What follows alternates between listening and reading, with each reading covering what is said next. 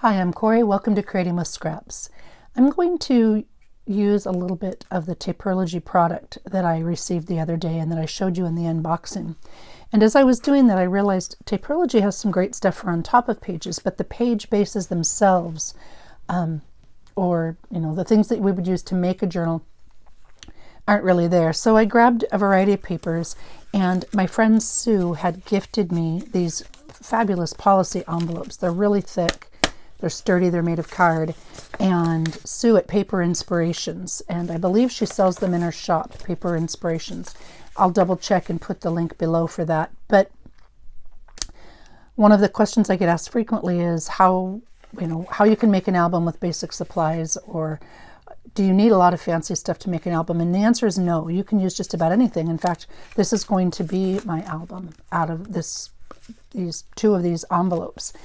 And then just some basic paper. And then again, using the Tapeology supplies. Now, they're great for many things, for all the decorative elements. And I've had a little bit of fun playing with it. And I thought maybe I would just, put an album together, and then when I'm inspired or in the mood, I'll come in and create a page. And of course, you're welcome to join me. I also used that new system. Well, maybe it's new to me. Maybe somebody else came up with it. But the new system I shared for putting in spines. And basically, what I do is, and I've showed it in a couple other places, and I'll show it here if people are interested. But I take a piece that I call my hinge piece, and then I sew my pages into the hinge piece, and then I glue the hinge piece into the spine. And I did that both in the Yellow Wildflower book and the Take Flight book. And you can see there, I'm really liking the way it works. Now, you're right, this is kind of an anemic little book, but I tend to make pages really chubby, so I wanted to have a little bit of room in between. But I like how tight it is. I like the function. I'll probably put lace or something here later on, but it gives me a great starting place to make my journal. And again, if there's interest, I'll show how I assembled the piece, but I'll show you how I did the cover first, because then you can sew in the pages however you choose to sew in pages, and there's lots of ways to do that. And I didn't really do much other than I just went into my paper stash and I pulled out random pieces of paper, and then I sewed them in to each of the inserts or the hinges, and then I glued the hinges in, basically. And for the center of the hinge, so that I could hide the string, basically, I put another kind of a hinge, and then I tucked an envelope or a pocket into that. So again, I'll show that if people are interested. But first, I'll show you how I just did this. And I did it in this configuration because I'm thinking as the closure, when it's all said and done, I wanted to leave the pocket open for the envelope.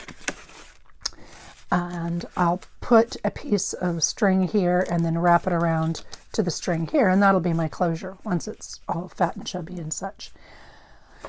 And I started on the inside, and I originally thought that I would make this a flat album, but this is me. I don't make anything flat, though that I will include some flat pieces, because the Tapeology product can be fairly flat, and both of these are really flat. So I just used a little bits of the pieces to decorate the front and the back.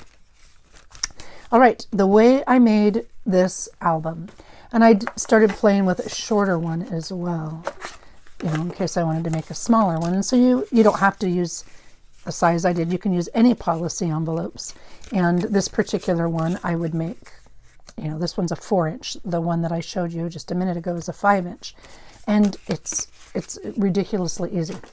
So you get 2 policy envelopes, and they can be any size you choose. I'm just going to give you the measurements for this size. And I would recommend thicker ones, but they don't have to be. This is just so thick enough to make a really nice cover. I scored it with the opening to my left, and then I measured at 5 inches, because this is about a 7-inch envelope, and I wanted a little bit of an overlap, and then I wanted a 1.5-inch spine, so I scored it at 5 inches. And then I scored it again at 6.5, because I want 1.5 inches spine. And I want the hinges, these closure hinges, closures, that's kind of tough to say, the closures on the outside. So then I just folded it back, and then I'll use my bone folder later. So this will be the outside, and it'll probably be the back, because I just like it to fit over the top at the front. So there's one of my 2 pieces. And then the other piece, I also score at 5. Same idea, because it's non-directional. It doesn't matter if one's the top or the bottom. It just kind of makes it easy. So I'll score this so it's 5 also. But instead of folding this one, I am going to cut it, and then I'll use this section that I'm cutting off for something else later on. So I'm going to cut it just to the inside, towards the front or the closure of my envelope. All right, and then I'll save this and use this for something else. I'll make another envelope with it or something. And those are the 2 pieces that I'm using.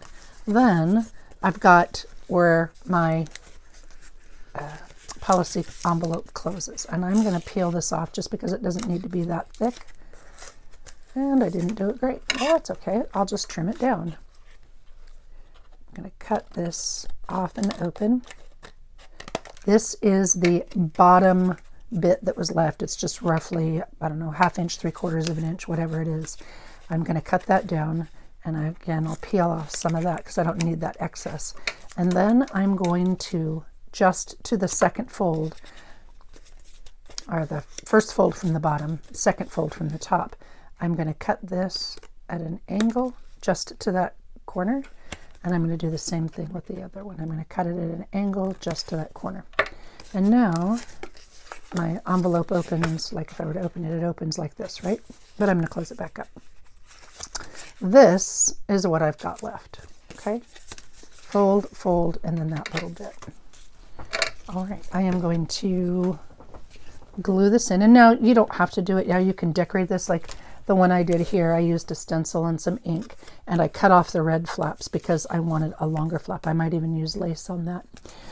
You certainly don't have to, but I did, and I'd stenciled it. You can stencil it before or after.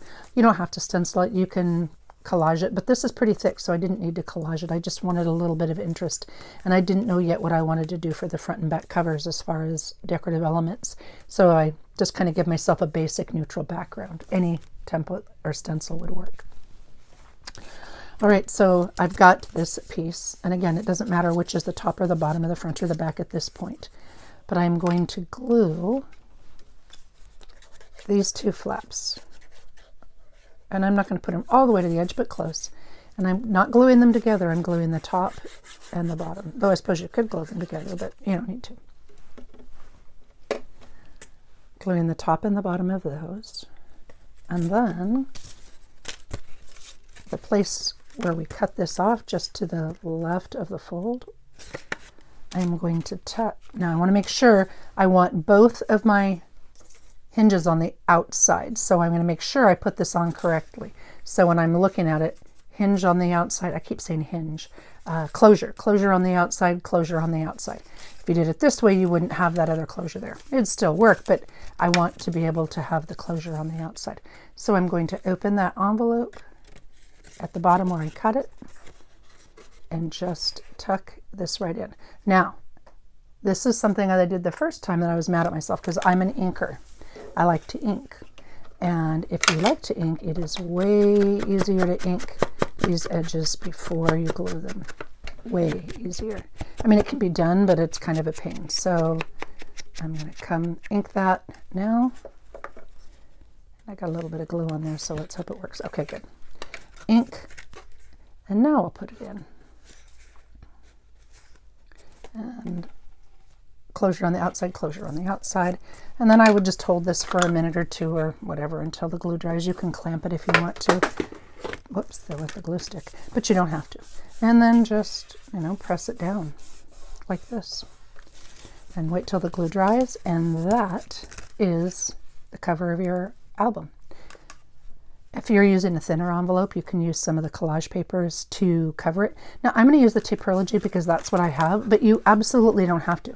If you have other vellum stickers or flower stickers or paper, or like your Creative Studio would work well for this, or some of the things that you can purchase on Amazon, they all work real well. You don't have to have the Tapeology, but if you do have it and you want to use it, well, then this is a great project for it. They told me that by using the code Corey15, you get 15% off your order. And I went and looked at the website this morning, and they have quite a few things. They have some lace pieces, there's some die cuts, there's all kinds of things, but I would consider them decorative topper pieces rather than base pieces. So whatever base pieces you like to use, you would need those as well. And that is it. I can use this as the front or the back. I can cover this when I'm done. I can sew my signature straight into here if I want to. 3 signatures, 5 signatures. I like to use a sewing machine, but you can use pamphlet stitch, whatever. But this is just the base of the album, and then I'll wrap my string from here to here once I know how long it is, and that'll be my closure. All right, thank you for watching, and again, if you'd like me to show you how I made these inserts, just let me know and I will. I've kind of glossed over it in some of the other videos, but if you'd like to see it done, just tell me and I'll put it together for you. Take care, thank you for watching, and happy creating.